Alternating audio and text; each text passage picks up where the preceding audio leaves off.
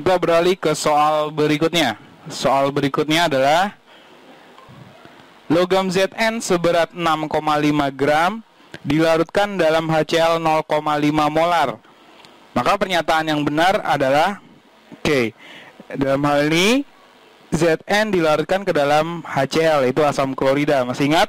Kalau logam ditambah asam itu pasti akan terbentuk garam dan melepaskan gas H2.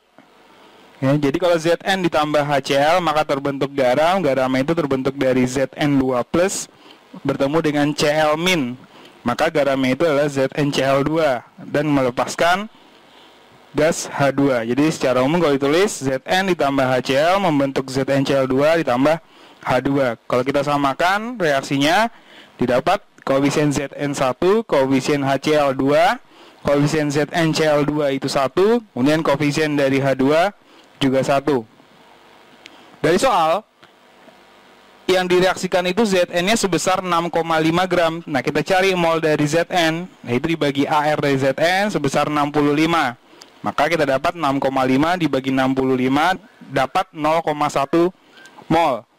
Kalau mol Zn 0,1, maka mol HCl kita bisa dapat melalui perbandingan koefisien. Lihat koefisien Zn1, koefisien HCl2. Maka dipastikan mol dari HCl itu sebesar 0,2 mol.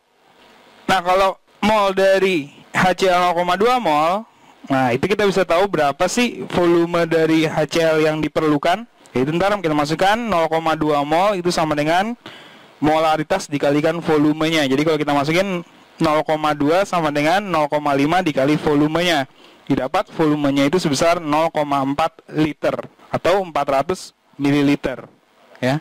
Maka pernyataan 2 betul. Kalau pernyataan pertama betul salah?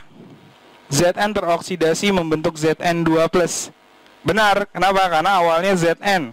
Karena Zn berubah membentuk Zn2+. Lihat dalam garamnya Zn itu adalah Zn2+. Maka pernyataan 1 benar. Kemudian pernyataan ketiga. Pada kondisi STP dihasilkan gas 2,24 liter gas. Lihat gasnya gas apa yang dihasilkan? Ternyata gas H2. Maka kita cari mol dari gas H2 melalui perbandingan koefisien. Koefisien dari Zn1, koefisien dari H2 juga 1. Maka dipastikan mol dari H2 juga sama seperti mol dari Zn, yaitu 0,1 mol. Kalau mol dari H2 0,1 mol, maka volume H2 dalam keadaan STP itu kita bisa cari, yaitu molnya 0,1 dikali suatu ketetapan yang besarnya 22,4. Maka didapat volume gas yang terbentuk sebesar 2,24 liter. Pernyataan 3 benar. Kemudian pernyataan keempat, gas yang dihasilkan adalah Cl2. Benar salah? Salah. Seharusnya yang dihasilkan adalah gas H2. Maka pernyataan yang tepat adalah 1, 2, dan 3. Maka poinnya adalah